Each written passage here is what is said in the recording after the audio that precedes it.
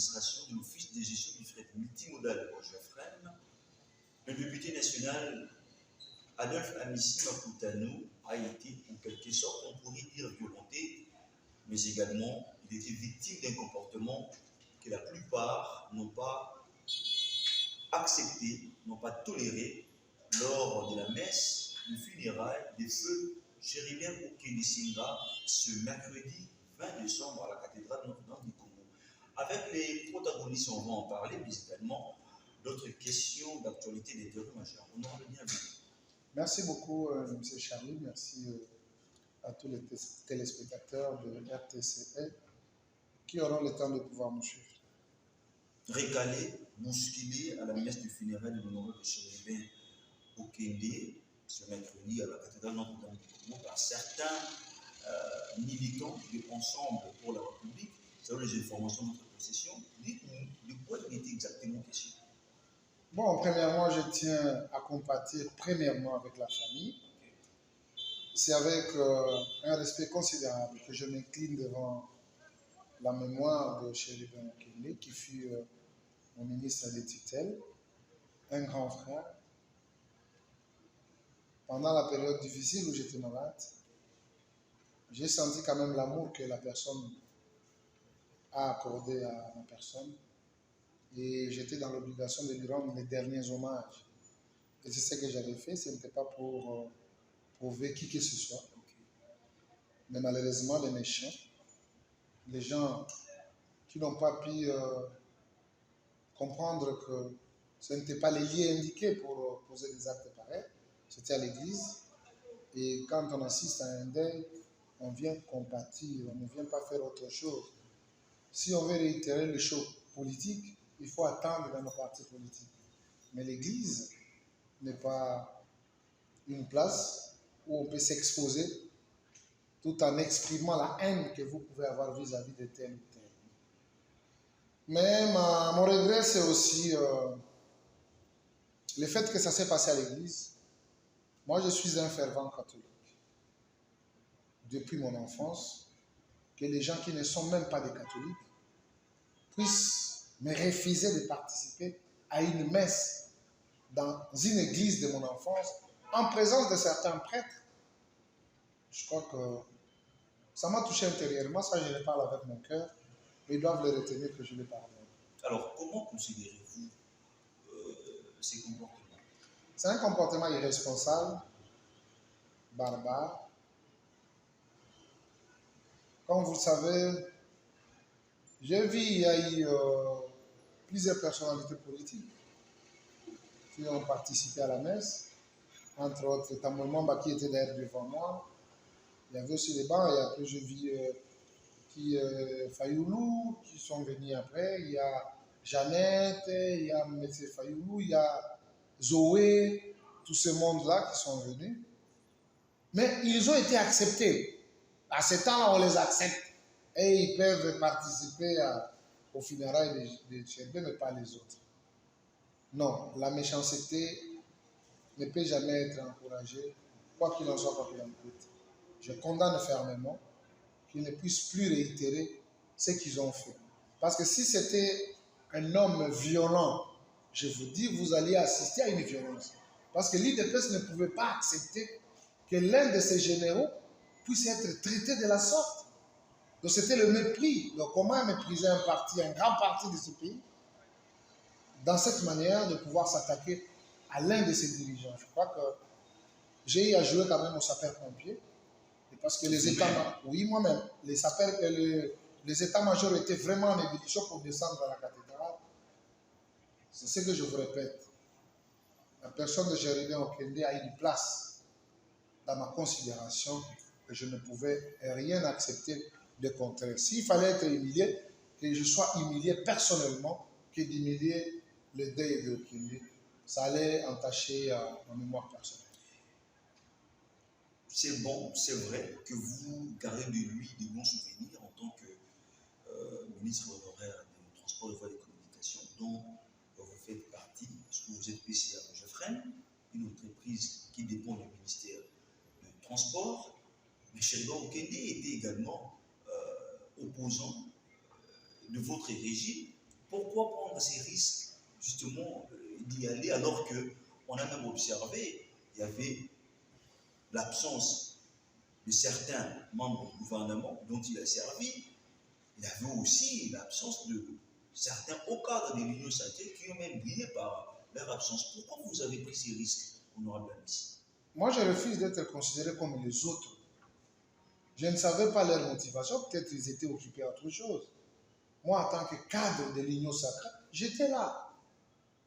Parce que l'Union sacrée, il fallait qu'il y ait combien de gens pour que vous acceptiez que non, c'est l'Union sacrée. Mais vous avez fait l'exception. Mais bien entendu, cette exception peut être bénéfique aussi pour les membres de l'Union sacrée qui n'étaient pas là. Tout comme ils étaient là, mais incognito par la population.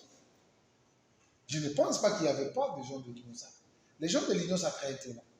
Mais malheureusement, il fallait tout simplement comprendre que cette donne, il y avait un membre de l'Union sacrée que certains d'entre eux voyaient à la télé, mais ils ont voulu maintenant l'enfronter en face. Et voilà, c'est ça. Puisque nous parlons des obsèques de Chérubin Okende, vous êtes sans ignorat de l'audio qui circule, attribué à Mondero Timba, et qui disait clairement que c'est la famille biologique du chef de l'État qui était à la base de sa mort. Vous, en tant que haut cadre de l'UDPS, vous êtes du pouvoir, quelle est votre version des faits, mais également quelle est votre réaction à l'égard de cet audio? En latin, on dit actori incumbit probation. Celui qui allègue les faits n'a qu'à porter les preuves. Comme cela est dit que Mondero a dit, il doit prouver ce qu'il a dit. Donc voilà. Comme il est entre les mains de la justice. Donc il doit répondre de ses actes. Avant de clore justement ces chapitres, selon les informations que nous avons en possession, Chérubin Okende qui a servi le gouvernement congolais, disons l'État congolais, il était député national. Mais comment expliquer ces obsèques n'ont bénéficié aucun rang du gouvernement congolais? Comment appréciez-vous ces comportements? Oui, le gouvernement a prévu l'argent. Mais qu'est-ce qui s'est passé? Non, c'était l'arrogance des organisateurs. Parce qu'il faut se le dire. Il est mort en tant que député. Un ancien ministre qui a démissionné. Mais quand même, la République devait lui être reconnaissante. La République était reconnaissante vis-à-vis de Chérubin. Mais malheureusement, l'orgueil et l'arrogance des gens qui n'appartenaient même pas à la famille, ils sont en train de faire les choses à leur propre gré. Et c'est ça le malheur. Vous comprenez? Qu'est-ce qui coûte à la République pour organiser les obsèques de Chérubin? C'est une fille qu'ils se sont rendus qu'ils étaient dans l'erreur. Et malheureusement, ils en tireront toutes les conséquences de ça. On va clore justement ces chapitres. Je l'ai dit à la fin de cette émission, il y a d'autres questions d'éléments d'actualité, d'intérêt majeur. Vous êtes député national. Il y avait une commission qui a été mise en place, une commission spéciale pour justement rédiger votre règlement intérieur, le règlement de cette législature. Mais on apprend qu'il y a déjà des propositions qui fâchent, lequel on veut donner l'exclusivité des diffusions de vos plénières seulement à la radio-télévision nationale, la RTNC. Est-ce que vous partagez cet avis? Oui, je partage cet avis. Pourquoi? Parce que nous avons vu le comportement de certains de vos confrères qui ne viennent qu'au Parlement pour filmer. Vous savez, on peut travailler depuis le matin jusqu'au soir. On est fatigué parfois. On peut somnoler un peu. Et ils ne prennent que les images des gens qui somnolent pour les publier. Ce n'est pas normal. Vous venez jouer à la personnalité de ces grands hommes d'État qui sont en train de travailler pour la République. Et je crois que la RTNC est là. C'est ça la chaîne nationale. Ce n'est pas un dépotoir, le Parlement. Ça, il faut qu'on se le dise. Aujourd'hui, ce Parlement est considéré comme un dépotoir. Il y a un accès excessif. C'est tout le monde qui entre. Il y a des bagarres qui se font à l'intérieur, à l'extérieur. Donc, non. Moi, j'ai eu la chance quand même d'aller visiter d'autres parlements. Mais quand vous arrivez au Parlement français, vous comprendrez qu'ici, c'est là où on réfléchit sur le devenir de la nation. Et notre Parlement ne devait pas être un dépotoir où tout le monde peut venir jeter n'importe quelle catégorie du monde. Est-ce que toutes ces bagarres-là, c'est causé toujours par les journalistes? Non, je ne dis pas les journalistes. Les journalistes font partie des gens qui parfois utilisent mal les images. Vous êtes un journaliste. je connais votre professionnalisme. Vous pouvez prendre une image. Hein? Vous savez quand il faut l'utiliser. Mais aussitôt pris, aussitôt publié. Il y a les autres qui viennent là pour rendre les comptes aux autres. Mais il faut quand même réglementer. Voilà. Vous comprenez? Il faut réglementer. Mais on peut prendre une décision, mais in fine, on réglemente.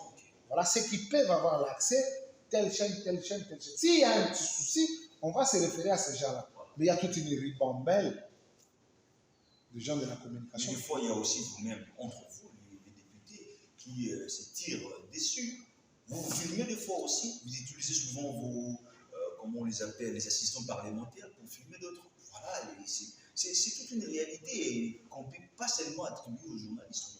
Non, je ne refuse pas. C'est pourquoi il faut tout réglementer. Même cette histoire-là de participation. Non. On ne dit pas que. On dit les plénières peuvent avoir la participation. Mais on ne dit pas que les plénières sont publiques. Non. Dans tout ça, il faut qu'il y ait des mesures d'encadrement pour qu'il n'y ait pas de dérapage. Depuis que nous avons commencé cette législature, M. Charlie, je vous dis, je me demande si c'est seulement le même Parlement que je connaissais. Non? Il y a un désordre terrible. Il y a les gens qui font le va-et-vient comme ils veulent. Il y a les gens même qui crient. Là où les gens réfléchissent. Non. Il faut réglementer. Il faut la discipline. Et la deuxième proposition, vous demandez à ce que vous puissiez avoir un deuxième assistant parlementaire qui sera basé dans vos bases, disons dans vos circonscriptions électorales, mais celui-ci sera payé par le Trésor public. N'est-ce pas là vous commencez déjà à saigner les caisses de l'État? Bon, le deuxième parlementaire, c'est aussi un Congolais. Vous dites que non, le chef de l'État doit créer aussi les opportunités. Ça, ce n'est pas une opportunité pour un Congolais. Bénéfique pour les députés. Bénéfique pour lui-même, d'abord pour sa famille et pour la circonscription. Parce qu'il est là pour récolter toutes les informations qui se passent là où nous sommes élus.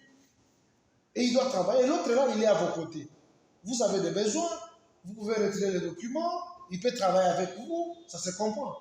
Donc, c'est rapprocher les députés de la base. Parce que tout ce qui va se passer au niveau de la base, c'est lui qui est là. Il doit faire un rapport chaque jour de ce qui se passe au niveau de la base pour donner de la matière aux députés. Mais à quoi servent les vacances parlementaires? Non, les vacances parlementaires, c'est vérifier maintenant par rapport à tout ce que nous avons défendu. Quelles ont été les réalisations? Qu'est-ce qui a été fait? C'est une vérification, c'est un contrôle. Quand vous êtes allé vous reposer, maintenant vous constatez qu'on a construit ça, il y a un projet qui a commencé. C'était prévu, oui. C'est fait, oui. Mais c'est en cours, c'est pas fini, tout ça. Vous essayez de mettre ça en commun. Quand vous allez retourner, vous viendrez avec la matière. Vous ne voyez pas que vous proposez quelque chose qui va fâcher la population alors que les gens ont sollicité la réduction des trains de vie des institutions, vous en ajoutez encore. Mais moi, je ne comprends pas que veulent les Congolais. Il faut créer l'emploi. C'est une création d'emploi, non? On va prendre 500 personnes qui auront de l'emploi. Ils vont subvenir à leurs besoins. Parfois, il y a certains d'entre eux qui vont se marier et fonder leur foyer. Où les fonder? Et quels seront les critères des sélections? Mais il faut être en mesure de pouvoir... Ils seront vous recommandés? Qui? Ces agents, parce que c'est de l'emploi. Ce n'est pas des agents. Ce sont les Congolais avec qui on a bâti campagne. Nous étions avec les gens. Ah, vous avez conseillement dans vos équipes de campagne. Mais vous allez prendre où? Donc, dans nos équipes de campagne, il n'y a pas de Congolais. Les Congolais sont ailleurs. C'est ça. C'est dans nos équipes de campagne. Vous allez puiser. Oui, je vais prendre là-bas. Ok. Oui. Alors, je dirais la toute dernière question, c'est en rapport avec la revue du moratoire sur la peine de mort. Ça jaillit également beaucoup dans le salut. Déjà, certaines nous parlent que vous voulez régler des comptes à vos adversaires politiques. Quelle est votre version des faits? Ce sont des criminels qui refusent. Ce sont des criminels. C'est la démocratie, les avis sont partagés. Ah oui, c'est en retard aussi, parce que c'est déjà mis en musique. Qu'ils essaient seulement de tuer encore les Congolais, comme ils le font. Ils vont passer devant la barre. Nous ne pouvons pas être ces éternels insatisfaits.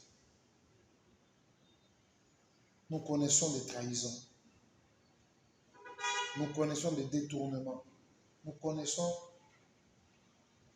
en tout cas, les affres, nous les connaissons. Et les procès aussi sans suite. Quel procès? Tous ces gens qui sont accusés de détournement, après, ils vont leur occupation, ils sont libres. Pour la plupart, si on pouvait même en citer. Non, je crois que la justice devait aussi faire des efforts. Nos frères de l'opposition, ils ne doivent pas s'inquiéter.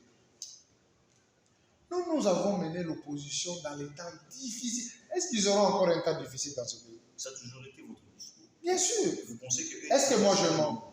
Moi je mens. Quand tu m'invitais à la 13e mairie là-bas, ou souvent à Béthanie ici, tu vois que je venais rapidement. Souvent quand j'arrive, peut-être là où j'attendais peut-être mon taxi, je suis ramassé et c'est tabassé à mort. Je n'ai rien fait. Chez nous, il n'y en aura plus ça. Qu'ils fassent leur travail. Nous voulons une opposition forte. Une opposition quand même qui propose. Une opposition des élections. Après les élections, il y a plus l'opposition. C'est dit ça. Non, on doit encore affecter d'autres là-bas pour qu'on les enseigne, qu'ils aient quand même de la matière. Ce n'est pas avec la peine de mort qu'on va appliquer. Non, ce n'est pas pour eux. Les opposants ne sont pas des criminels. Mais on va les appliquer chez eux comment? Ils veulent faire un raccordement frauduleux. Et vous pensez que cette mesure va justement sanctionner ceux qui vont trahir la nation, même s'ils font partie du gouvernement? Mais bien sûr, si vous vous trouvez dans ce cas à ta retraite, vous allez passer par là. C'est comme même, vous croyez seulement aux rebelles. Même ces enfants ici qui coupent les gens de tête ici et de main ici. Ah oui, ils posent les actes au vu et au-dessus de tout le monde pendant la journée. Là où il a posé l'acte, on lui pose aussi l'acte. On va justement terminer cet entretien, honorable Adolphe Amici Nokutano, par la question du gouvernement. À quand finalement le gouvernement et le Premier ministre? Il semble que vous êtes bloqué. On n'est pas bloqué, c'est le pouvoir discrétionnaire du chef de l'État. Nous sommes dans le délai. Hein? L'informateur a un mois renouvelable une seule fois. On n'a fait qu'un mois. Les une seule fois là, vous ne voulez pas. Il est dans les bancs. Il est dans les bancs. Elle est très bien. Il est dans les très bien. Vous n'avez jamais voulu qu'il soit appelé cet oiseau rare, mais quand est-ce qu'on aura finalement le Premier ministre? C'est le pouvoir discrétionnaire du chef. Ça peut prendre combien de temps? C'est depuis la coalition FCC Cash qui a fait traîner les choses aujourd'hui. Vous avez la majorité. C'est pourquoi je vous dis que c'est le pouvoir discrétionnaire du chef. Je ne peux pas comparer ces temps au FCC, mais je le dis, c'est entre les mains du chef. Ça peut être même peut-être avant que vous quittiez ici, il y a du fumée blanche pour celui qui sera le chef du gouvernement. Honorable Adolphe Amici, je rappelle que vous êtes député national pour le compte de l'UPS. Vous êtes également président du conseil d'administration de l'Office de gestion du fret multimodal au GEFREN. Oui. On est arrivé à la fin de cette émission, mais une question de curiosité. Récemment, ici, au sein de GEFREN, on a appris un mouvement de grève aussi au niveau du Congo central. Si pas un mouvement de grève, une réclamation de ce côté-là. Qu'est-ce qui ne va pas à GEFREN? Non, s'il y a réclamation, tout à fait, il faut que l'autorité puisse répondre. Mais, à ma connaissance, je n'ai pas eu cette information pour que je puisse y répondre. Tout va bien ici? Non, tout ne va pas bien, mais il n'y a pas de souci. On essaie quand même de maintenir, mais tout ne va pas bien. Votre rapport est positif?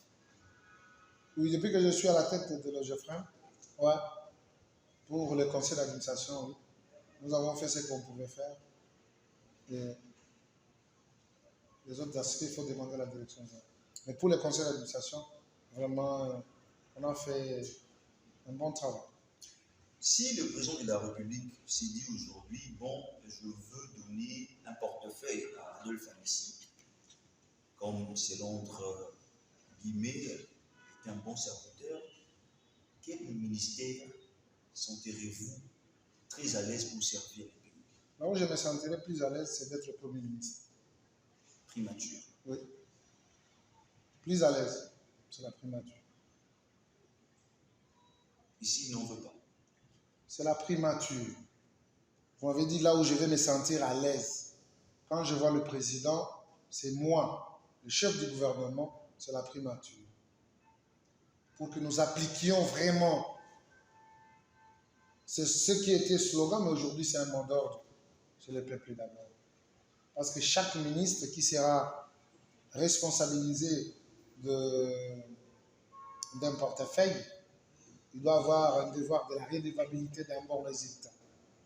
Je serai très regardant, je serai très dynamique et je ne serai pas ce premier ministre des bureaux climatisés. Parfois, je serai ce premier ministre qui passera peut-être de jour et de jour dans les ministères pour comprendre comment ça fonctionne, si ça respecte les normes, tout en répondant positivement aux aspirations du peuple congolais. Parce que comme vous le savez, chaque ministère représente une vie de la nation. Et que cela soit constaté à notre peuple selon le vision et surtout les points dictés par le président de la République qui sont assis. Parce que notre avenir en dépend. Parce que ce que je suis en train de voir, toujours nous citer les noms, vous croyez que cette IDPS ici, c'est un dépotoir où il n'y a pas de gens qui ont fait des études ou qui peuvent avoir des énergies positives pour donner dans ce pays. Il faut toujours les noms qui ont fait. Non, il faut sortir d'îlot. Il faut qu'il y ait la nouveauté. Il faut qu'il y ait des gens qui ont des ambitions, des gens qui veulent donner le meilleur d'eux-mêmes pour qu'ils répondent par rapport à une vision ou par rapport à une détermination de leur famille politique. Nous, l'IDPS, nous avons donné de l'espoir à la population congolaise. Parfois, beaucoup qui sont avec nous, ils ont trahi le peuple à un certain moment, mais ils veulent encore réapparaître. Et tout ça tombera sur les dos de l'IDPS. Je vous donne un exemple. Je suis allé au deuil de Chéribin au Kenya. Tu vois ce que j'ai ressenti?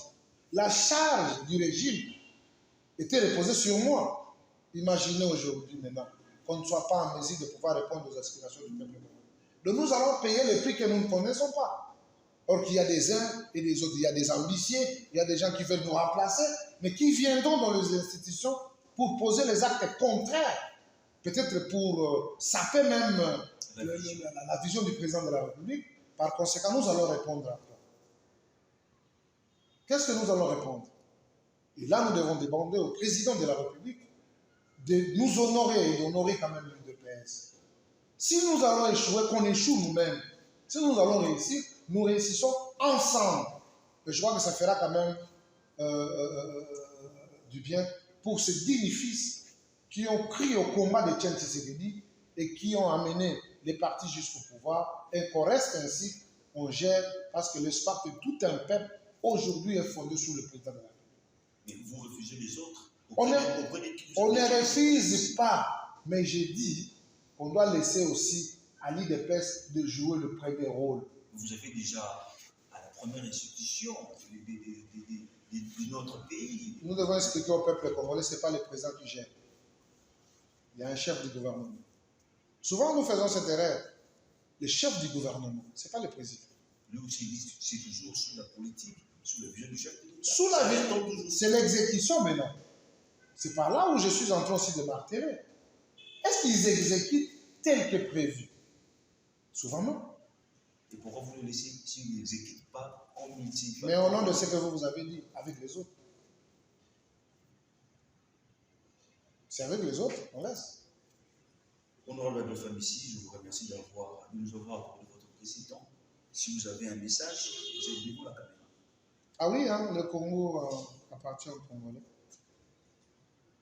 Je répète encore que j'ai pardonné les gens de l'ensemble. Il y a eu beaucoup d'inconscients qui n'ont pas compris le sens. La politique, c'est aussi la tolérance. Le lieu d'idée, ce n'est pas un lieu où on peut rendre le compte à quelqu'un. C'est un lieu de recueillement. C'est un lieu de compassion. Je vous pardonne.